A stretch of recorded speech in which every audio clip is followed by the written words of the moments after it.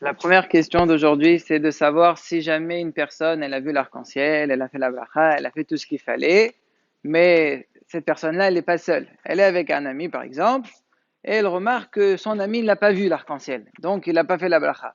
Alors, est-ce que je lui annonce, je lui dis, regarde, il y a l'arc-en-ciel, pour que lui aussi fait la bracha, ou bien non, je garde le silence, je fais semblant de rien, et puis s'il remarque, il remarque, s'il remarque pas, il remarque pas. C'est une sheila qui est très connue, mais la réponse, elle est, je sais, il y a beaucoup de personnes qui s'embrouillent, oui, non, non, oui, il y a le dédérot. C'est quoi la masrana, le maasé? Alors, déjà, tout commence par le Haya Adam. C'est le Haya Adam, le premier, qui a dit qu'il ne faut pas annoncer lorsqu'on voit l'arc-en-ciel. Pourquoi? Parce qu'il dit ça s'appliquera sur lui le passour, comme aussi dit Bahu Kisil. Ce passour qui veut dire, quand tu annonces, une personne qui annonce une mauvaise nouvelle, c'est un idiot. Pourquoi ici c'est une mauvaise nouvelle? Qu'est-ce que tu es en train de lui dire? Il y a l'arc-en-ciel, égale quoi? Akadosh Baruch il est fâché.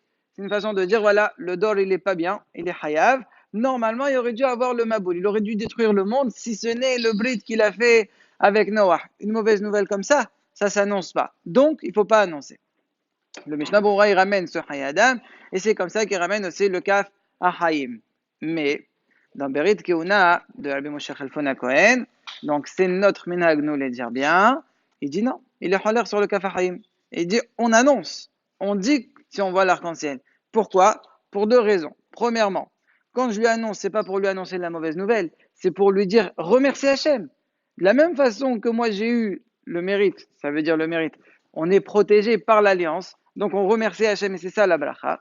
Toi aussi, il faut que tu remercies Hachem. Tu as vu, je te montre pour te dire, regarde, normalement ce qui aurait dû arriver, bah au Hachem, ça n'arrive pas. Donc, c'est pour cela qu'il faut annoncer pour que lui aussi, il passe une oda'a à Hachem Itbarach. Et la deuxième raison, c'est que surtout, lorsque quelqu'un il voit ça, tout de suite, il a un moment de tchouva. Pourquoi? Parce qu'il dit, regarde, regarde, regarde où on est arrivé. Psh, il a failli avoir le maboul. Oh là là, ça va pas du tout. Donc, il fait tchouva. Donc, bien sûr que pour le pousser à faire tchouva, il faut oui lui annoncer. Et c'est comme ça qu'il est posé donc la masrana de Beret Keuna et le Bervadia dans Hazan Orvadia, il ramène les deux dérotes.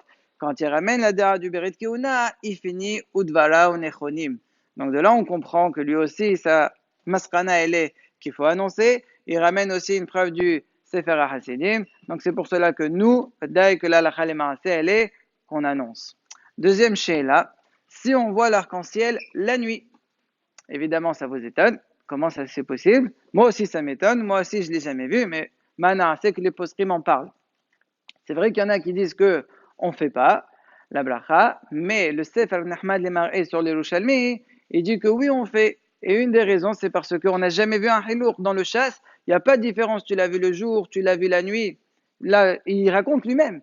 Il dit l'année Taoresh Gimel, si vous voulez savoir exactement, ça fait 176 ans. Et il dit à partir de la nuit du 8 Adar, plusieurs nuits d'affilée, ils l'ont vu. Et Ken Birchov. Juste pour que vous puissiez imaginer que ça peut arriver, les Hachamim expliquent que de la même façon que lorsqu'il y a l'arc-en-ciel en pleine journée, c'est quoi? C'est le soleil qui est face à des nuages, etc. Il peut y avoir la même chose, mais avec la lune. Si la lune, elle est en mode puissant, donc ça peut faire que ça forme un arc-en-ciel. Donc là, la Khalema, c'est que si jamais vous le voyez, même si c'est très rare, eh ben, il faudra aussi faire la bracha. Encore un point, ce que j'ai dit hier, que le mot istaklout, ça voulait dire contempler, regarder avec vraiment une grande idbonenot, et grâce à ça, on avait repoussé les paroles du Sma, j'avais pas dit le makol. C'est trop facile de dire que c'est ça et tu repousses. Non, en fait, ça vient du Rosh. C'est le Rosh qui explique comme ça, donc c'est un Rishon, c'est pour ça que ça a beaucoup de valeur, et on a encore d'autres Rishonim qui pensent la même chose. Ce qu'on a dit qu'il fallait pas regarder l'arc-en-ciel, on avait dit que c'était parce qu'il y avait la shrina, etc. C'est surtout, pas surtout, il y a aussi Aina ou Kehot. Ça peut gorem un nézer, ça peut provoquer un dégât au niveau des yeux, au niveau de la vue. Donc c'est pour cela qu'il faut faire attention de ne pas contempler. Juste tu regardes et tu fais la bracha.